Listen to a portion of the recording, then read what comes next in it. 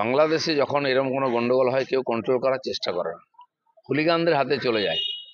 দুর্ভাগ্য, এটা বাংলাদেশের মতো একটা গরিব দেশ, আর সেখানে এরকম ঘটনা চলছে।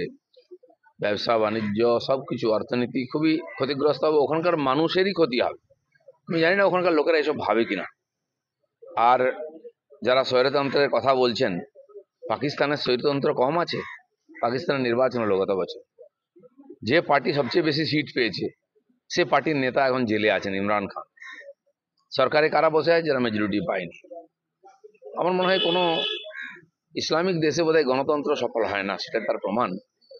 যাই হোক, কিন্তু আমরা পড়োশি দেশ হিসাবে সবসময় আমাদের চিন্তা থাকে, কিছু গন্ডগোল হলেই ওখানকার হিন্দুদের উপর অত্যাচার হয়, তারা পালিয়ে আসেন, আবার সেটা হচ্ছে।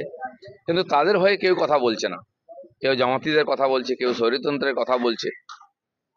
আমার যেটা ধারণা, এই যে যারা সমাজ বিরোধী হুলিগান, তারা কারো নয়, নাহলে তারা কি করে পার্লামেন্ট হাউস লুট করতে পারে, কি করে প্রধানমন্ত্রীর বাড়ি লুট করতে পারে? তো দেশেরই জিনিস।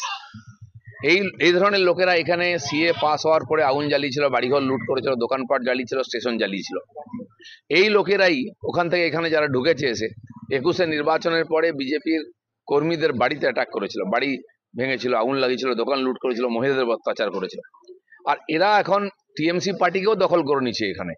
মমতা ব্যানার্জি হয়তো ভাবছেন যে এরা তো আমার পক্ষেই আছে, তাই মুখ বন্ধ করে আছেন, ওখানে হিন্দুদের কথা বলছেন না। কিন্তু উনি জানেন না, উনি বাঘের পিঠে চড়ে আছেন। যেদিন বাঘের পিঠ থেকে নামবেন, আগে ওনার ঘাড়ে মটকাবে ওরা। যেন এক দিদি গেছেন, আরেক দিদি হয়তো সে রাস্তায় হাঁটছেন, তাদের ভবিষ্যৎটা যেন টিএমসি দেখে রাখে, তারা পশ্চিমবাংলায় কোন দিকে নিয়ে যাচ্ছে, এই আগুন থেকে কেউ বাঁচবে না। ভারত বিরোধী স্লোগান চলছে বাংলাদেশে যারা বাংলাদেশকে পাকিস্তানের অধীনে রাখতে চেয়েছিল, যারা পঞ্চম বাহিনীর কাজ করেছিল, রাজাকারের কাজ করেছিল, পাকিস্তানের দালালি করেছিল, সেই লোকগুলো আজকে দাপিয়ে বেরিয়েছে চীনের, পাকিস্তানের সহযোগিতা নিয়ে।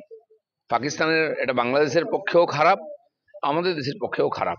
সেই জন্য বিশ্ব জনমত যারা দাদাগিরি করেন, যারা বহুদিন বাংলাদেশের নিজের পা শক্ত করার চেষ্টা করেছিলেন, বড় বড় দেশ সেই দেশটাকে লুট করার জন্য, তাদের হয়তো কিছু যাবে আসবে না, কিন্তু এই যে 20-22 কোটি বাঙালি যারা বাংলাদেশে আছেন, তাদের ভবিষ্যৎ অন্ধকার।